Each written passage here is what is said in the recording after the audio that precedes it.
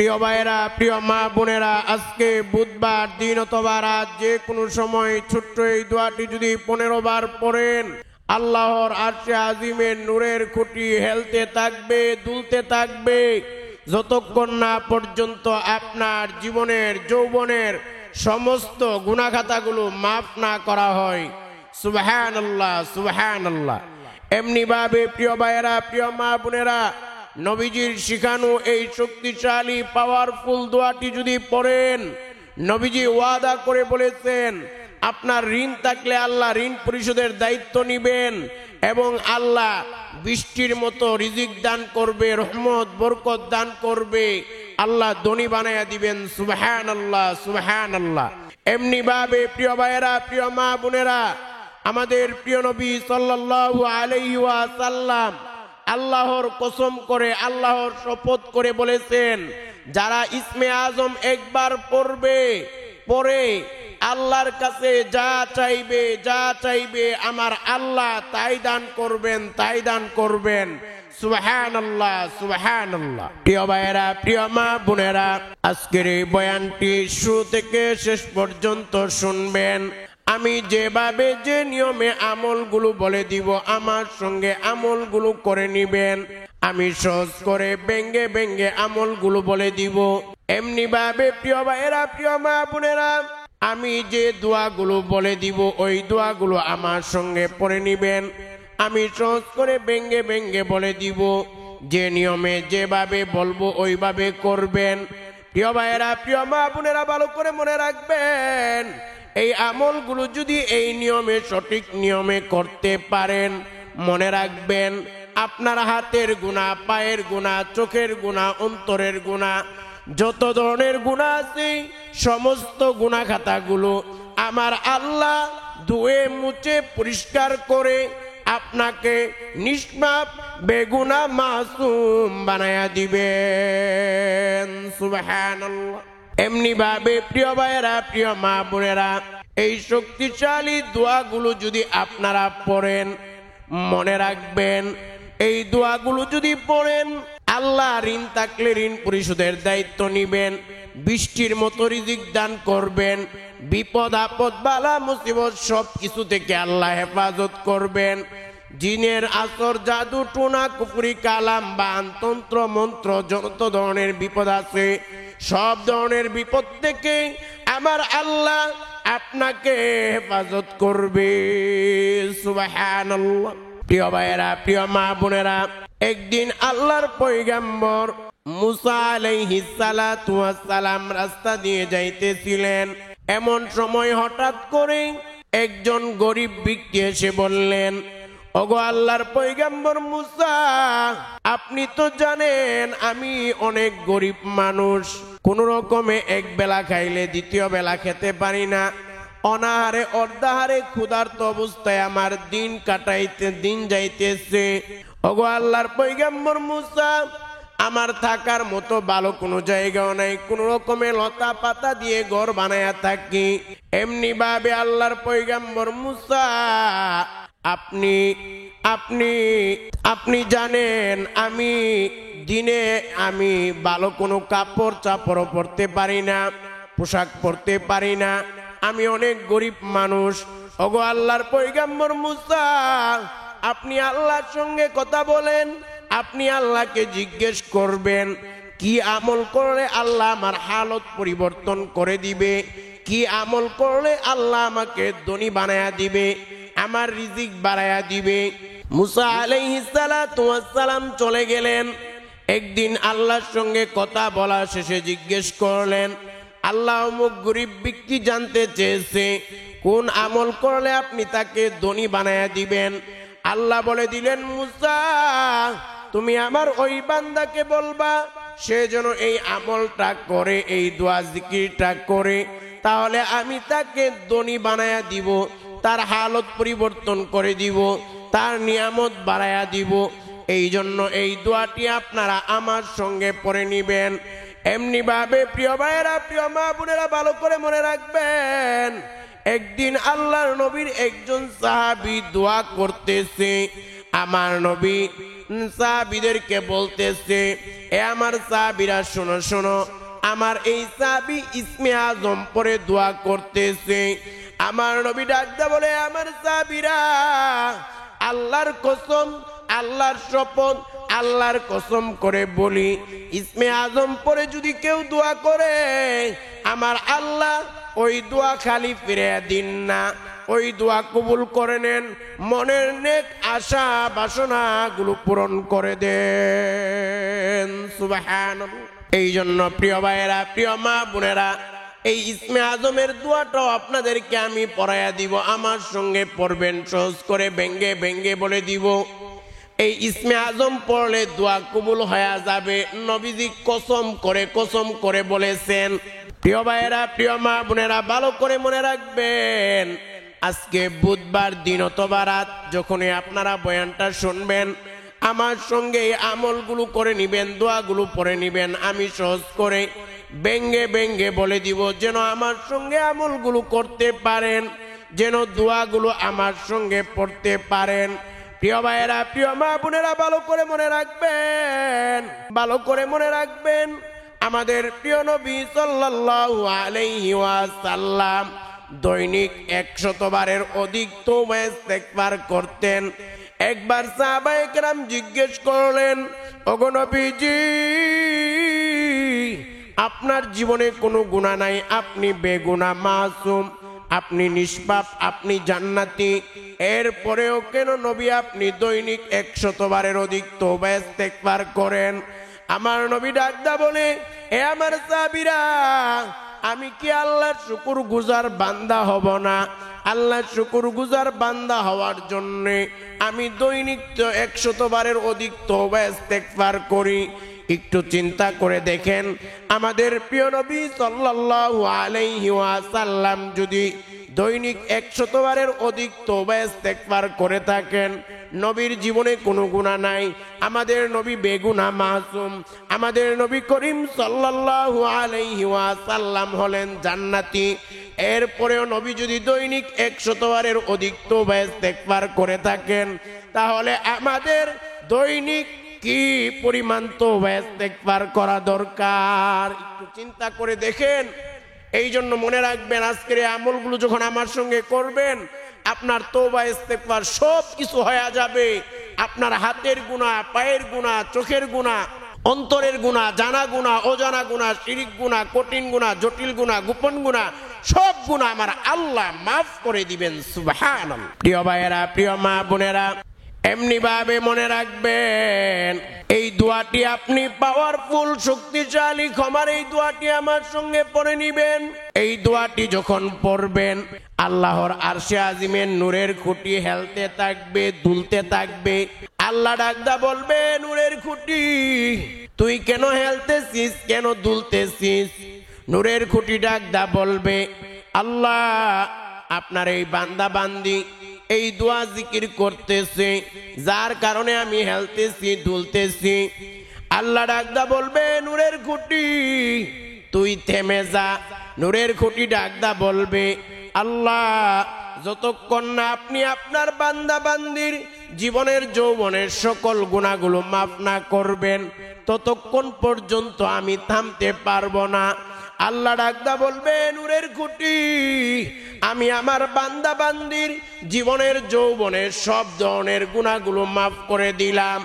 আল্লাহ এই ঘোষণা দিতে দেরি, নূরের খুঁটি সঙ্গে সঙ্গে দাঁড়িয়ে যাবে, স্থির হয়ে যাবে। এই জন্য প্রিয় ভাইয়েরা, প্রিয় মা বোনেরা, এই দোয়াটি আপনারা যখন পড়বেন, আল্লাহর নূরের খুঁটিটা হেলবে, দুলবে, যতক্ষণ না আমাদের জীবনের যৌবনের সকল গুনাহগুলো মাফ না করা হয়। সুবহানাল্লাহ। এই জন্য মনে রাখবেন, এই আমলগুলো করলে আমাদের জীবনের সকল গুনাহ মাফ হবে। ঋণ থাকলে ঋণ পরিশোধের দায়িত্ব আল্লাহ নিজে নিয়ে নিবেন। এমনি ভাবে ভালো করে মনে রাখবেন, এই আমলগুলো করলেই আল্লাহ বিপদ আপদ বালা মুসিবত থেকে হেফাজত করবে এবং আল্লাহ রিজিক বৃদ্ধি করে ধনী বানায়া দিবেন। আল্লাহ খুশি হইয়া আপনাকে জান্নাত দান করে দিবেন। সুবহানাল্লাহ।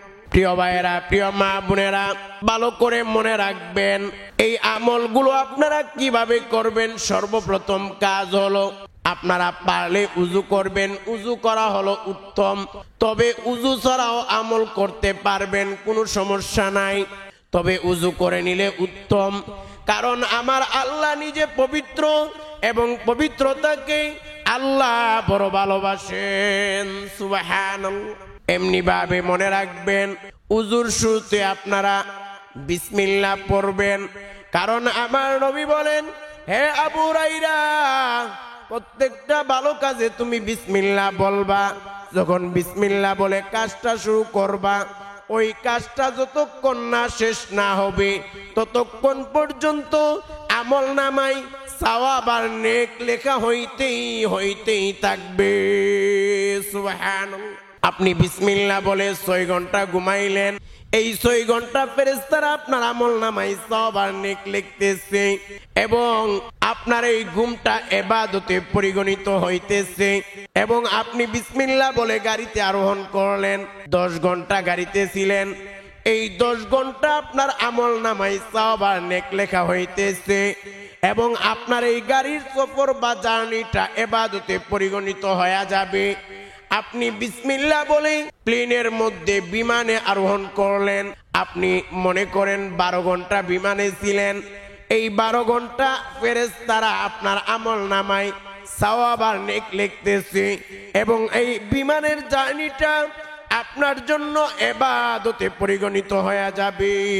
সুবহানাল্লাহ।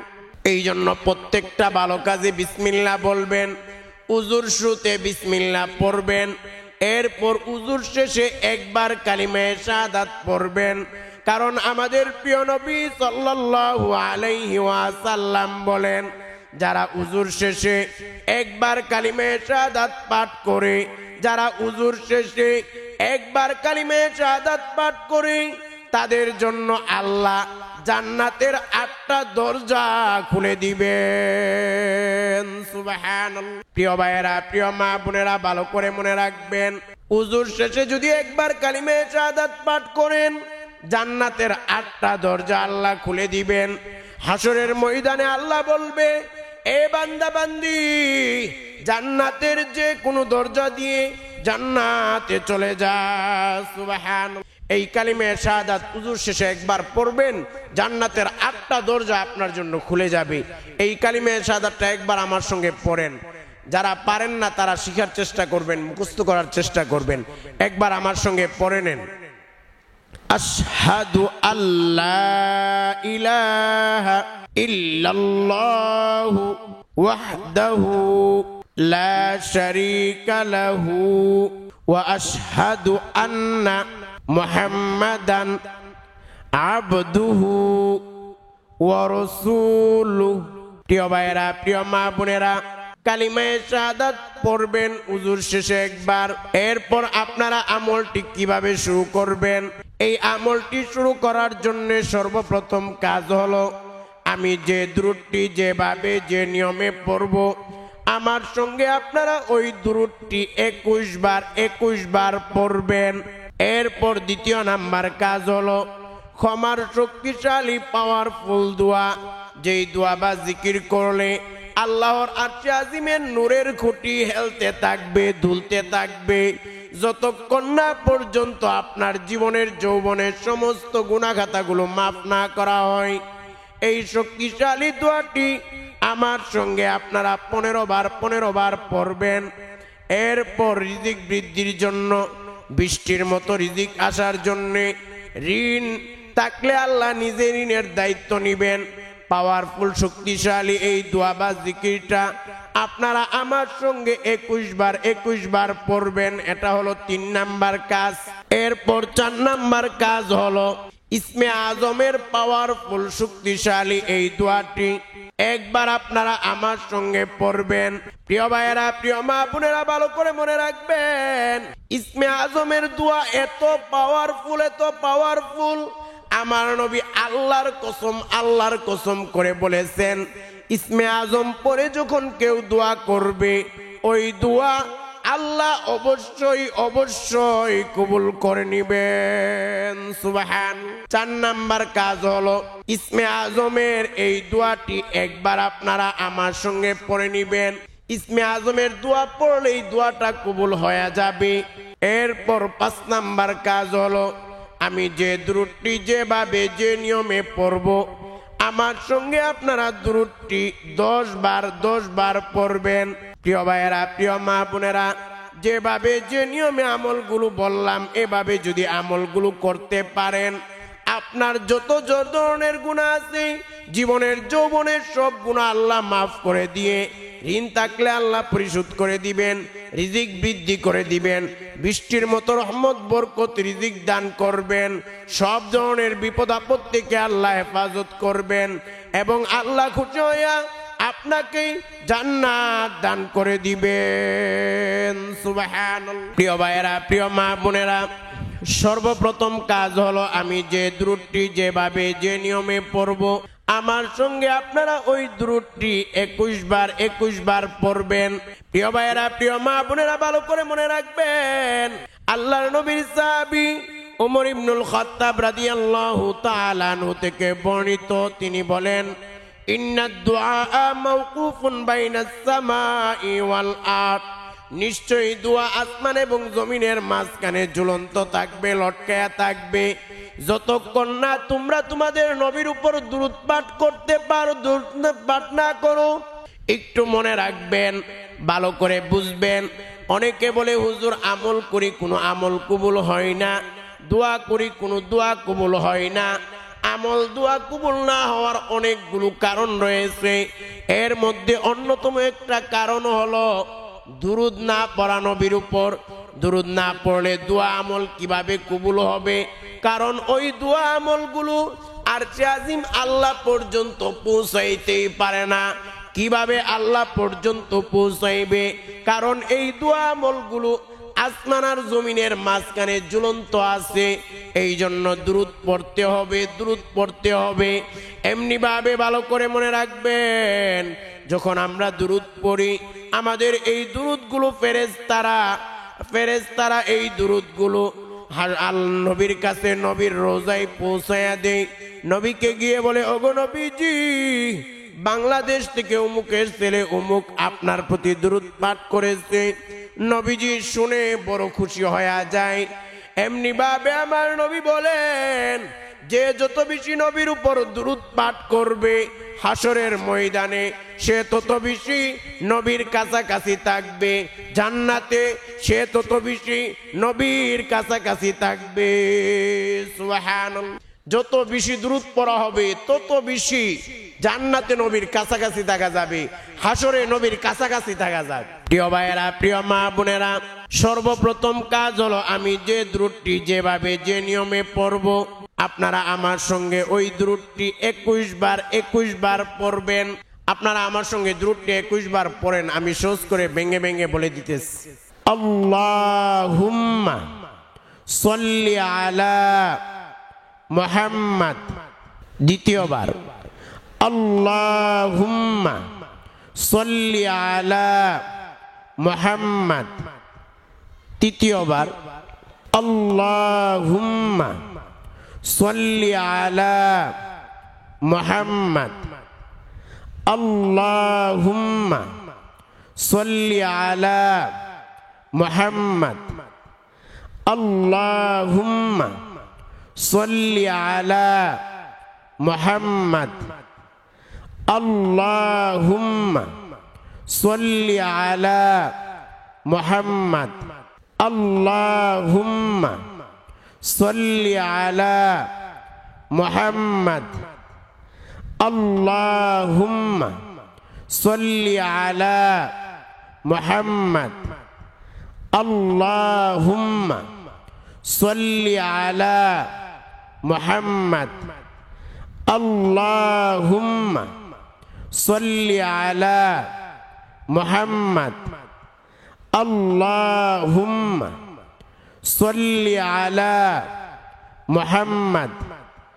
আল্লাহুম্মা সাল্লি আলা মুহাম্মাদ।